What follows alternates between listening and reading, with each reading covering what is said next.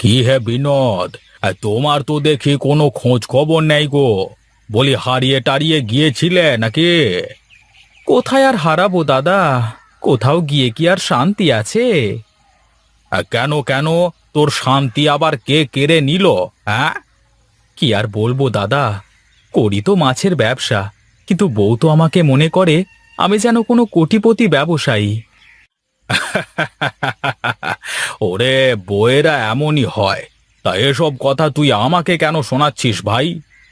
দাদা, ওই হয়েছে কি, আমি আপনাকে দেওয়ার জন্য যে টাকাগুলো রেখেছিলাম, বউ সেগুলো নিয়ে গহনা কিনে ফেলেছে। এখন কি করে আপনার টাকাটা দিই বলুন তো? তা কেন হবে? আমার টাকা দিয়ে কেন তোমার বউ গহনা কিনবে? দাদা, টাকার উপর তো আর লেখা থাকে না যে এটা কার টাকা। বউ ঘরে পেয়েছে তাই কিনে ফেলেছে।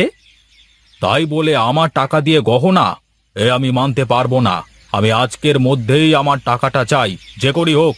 তা না হলে তোমার সাথে সব ব্যবসা বন্ধ। এ কথা বলবেন না দাদা, আপনি এ কথা বললে যে আমাকে বউটাকে নিয়ে রাস্তায় নামতে হবে।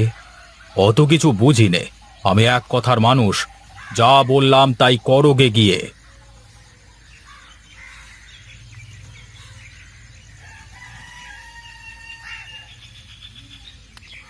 আরে, ওটা বিনোদ দা না? এই দেখি তো। আরে তাই তো, এটা তো আমাদের বিনোদ দা। ও বিনোদ দা, আরে ও বিনোদ দা। কি রে জগাই, তুই? হ্যাঁ গো হ্যাঁ, আমি। তা তুমি এই ভর দুপুরে এখানে বসে কি করো? হ্যাঁ, তা ঘুম পেলে বাড়িতে গিয়েও তো ঘুমাতে পারো নাকি? বাড়িতে গেলে কি আর আরামে ঘুমাতে পারবো রে? তার চেয়ে এখানেই ভালো আছি। তা তুই যাচ্ছিস কোথায় শুনি? আমার আর কি কাজ, যাই এদিকে একটু কোথাও ঘুরে আসি। আরে যাবি যাবি, একটু বস দেখি। দুই ভাই মিলে একটু গল্প করি। ঘুম তো ভেঙেই গেল।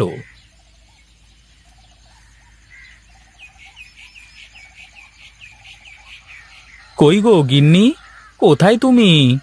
কোথায় যে থাকে সারাদিন কে জানে। এই একটা মেয়ে লোক আমার জীবনটা জ্বালিয়ে দিল। যাই দেখি, ঘরে গিয়ে একটু ঘুম দেওয়ার চেষ্টা করি তাহলে।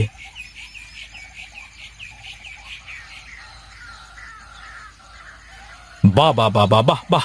আমি এত সময় ধরে বাইরে দাঁড়িয়ে তোমাকে ডাকছি, আর তুমি ঘরের মধ্যে বসে বসে সাজছো। কি আর করব, দেখলাম তুমি ডেকে ডেকে যখন না পাবা তখন তো ঘরেই আসবা, তাই চুপচাপ আমার কাজ করছিলাম। দেখো তো আমাকে কেমন লাগছে। খুব সুন্দর, খুব সুন্দর লাগছে গিন্নি তোমাকে। কিন্তু আমাকে বলো তো, এত সাজুগুজু করে তুমি এখন কোথায় যাবে?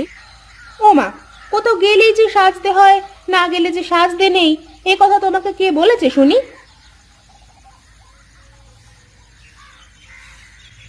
না রে বাবা, আমি এর আগে তো কখনো দেখিনি যে একটা জেলের বউ সারা দিন সাজগোজ নিয়ে পড়ে থাকে। আমার জীবনটা শেষ হয়ে গেল রে। এই দেখো, তুমি কিন্তু এখন আমাকে অপমান করছো। তুমি কি ভুলে গেছো তুমি আমাকে বিয়ের সময় আমার বাবাকে কি বলে আমাকে এ বাড়িতে নিয়ে এসেছিলে? হ্যাঁ হ্যাঁ, আছে, সব মনে আছে। কিন্তু আগে কি আর জানতাম যে বউ আমার কোনো কাজের না? তাহলে কি আর বিয়ে করতাম জীবনে? এত বড় কথা! থাকবো না আমি তোমার বাড়ি, করবো না তোমার সংসার। এই আমি চললাম বাপের বাড়ি। আরে ধুর, একটু থেকে একটু হলেই বাপের বাড়ি চলে যাওয়ার কথা কেন বলো? অন্য কথা বলতে পারো না? অন্য কোনো কথা আমার মাথায় আসে না তখন। চলো চলো, মাথা ঠান্ডা করে বসো, তারপর দেখি কি করা যায়।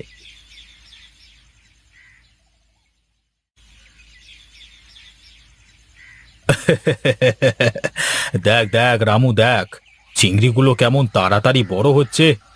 তাই তো দেখছি বাবু, কিন্তু আমার কি মনে হয় জানেন? তোর আবার কি মনে হয়? এবারে ঘেরের চিংড়িগুলো বোধহয় আপনার কপালে নেই কো। কেন কেন, এ কথা বলছিস কেন? কেন আবার, বর্ষাকাল চলে এসে তারপর আবার ঘেরের পানি বেরিয়ে যাচ্ছে। যদি ভারী বৃষ্টি হয় তাহলে তো ঘর ভেঙে সব চিংড়ি সারা মাঠে ছড়িয়ে পড়বে। তা তো কথা মন্দ বলিসনি রামু। তাহলে কি করা যায় বলতো দেখি। আমার তো তেমন কোনো বুদ্ধি নেই কো। তবে আপনি বললে আমি ভেবে দেখে আপনাকে কইব। বেশ বেশ বলিস তাহলে। নে এখন চল, আমার আর দাঁড়াতে ভালো লাগছে না।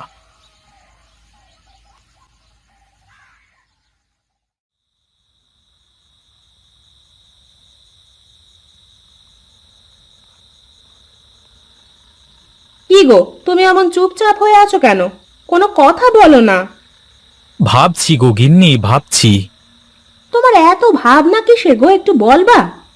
কেন, তুমি যে আলমারিতে রাখা ব্যবসার টাকা দিয়ে গহনা কিনেছো, সেই টাকা এখন কোথায় পাবো শুনি? বলি, তোমার বাবা এসে কি দিয়ে যাবে নাকি? কি এত বড় কথা! তুমি আমার মোড়া বাবাকে নিয়ে কথা বললে? সামান্য কটা টাকা নিয়েছি, তার জন্য তুমি আমাকে এমন করে বলতে পারলে? আহা, কেঁদো না তো। এখন আমাকে একটা বুদ্ধি দাও দেখি।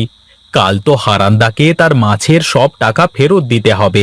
এখন আমার কাছে কোনো টাকা পয়সা কিছুই নেই। আমার না মাথায় একটা বুদ্ধি আছে। কি বুদ্ধি? বলো তো দেখি, আগে শুনি।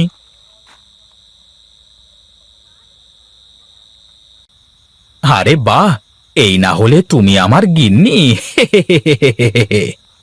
তুমি কিন্তু আমার বুদ্ধি শুনে চললে লস করবা না। ঠিক আছে, সেসব কালই দেখা যাবে। তুমি তাহলে এক্ষুনি ঘুমাও, আমি গিয়ে আমার কাজ সেরে আসি।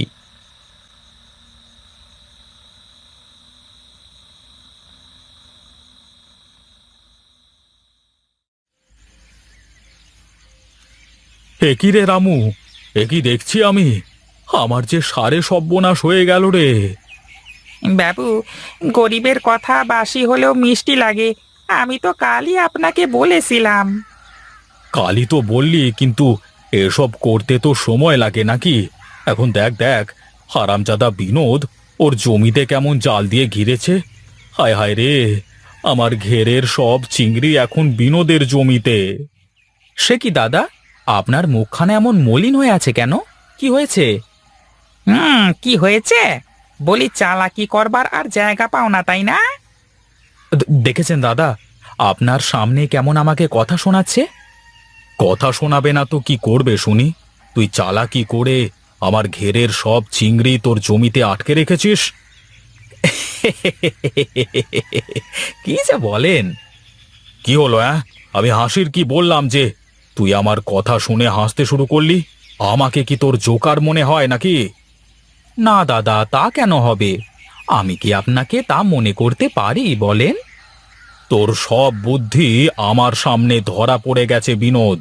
তুই আজকের ভেতরে আমার সব টাকা দিবি, তা না হলে কাল সকালে আমি তোর বাড়িতে গিয়ে তোকে ঘাড় ধরে বাড়ি থেকে তাড়িয়ে দেব, এই বলে দিলাম।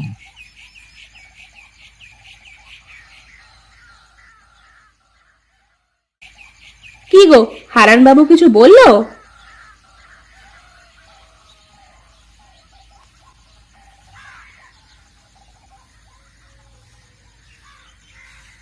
ওগো, কি হলো? বলো না কেন কিছু?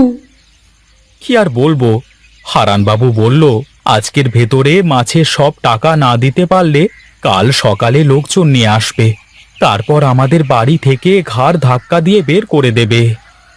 আমার মাথায় আর একটা বুদ্ধি আছে, তুমি যদি শোনো তাহলে বলতে পারি।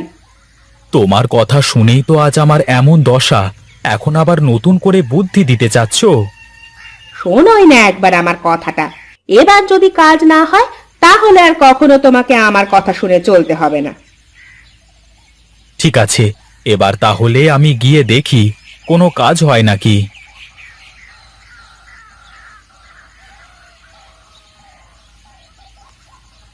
ঠিক আছে, তবে এটাই তোর শেষ কথা। কি বলবি বলে ফেল। আপনি তো আমার পুরো কথা না শুনে চলে আসলেন। আসলে হয়েছে কি, আমি তো আমার জমি ঘিরেছিলাম ওখানে চাষ করবার জন্য, কিন্তু ঘের ভেঙে যে সব পানি আমার জমিতে যাবে তা আমি জানতাম না। এই মোদ্দা কথাটা কি বলতে চাস, খুলে বল তো দেখি। আসলে দাদা, ঘেরের চিংড়ি তো আমার না, ওগুলো আপনারই। তাই যদি আপনি বলতেন, আমি আমার জমি থেকে সব চিংড়ি ধরে বিক্রি করে আপনাকে দিয়ে দিতাম। সত্যি বলছিস তুই? আমার তো বিশ্বাসই হচ্ছে না। দাদা, আমি গরিব হতে পারি কিন্তু লোভী না। তুই সত্যি খুব ভালো ছেলে রে বিনোদ। আমি না বুঝে তোকে বকেছি। এখন থেকে তুই আমার সাথে এক হয়ে ব্যবসা করবি। আর হ্যাঁ, এখন থেকে তোর জমি আমার ঘেরের সাথে জুড়ে বড় করে ঘের বানাবো। ঠিক আছে দাদা, এত বড় ঘেরে যদি আমরা চিংড়ি চাষ করতে পারি তাহলে তো লাভ আর লাভ শুধু। কিন্তু তার আগে এবারের মতো যাতে ঘের না ভেঙে যায় তার ব্যবস্থা করতে হবে। আপনি কিছুই চিন্তা করবেন না দাদা, আমি সব ব্যবস্থা করে ফেলবো। এখন তাহলে আমি যাই।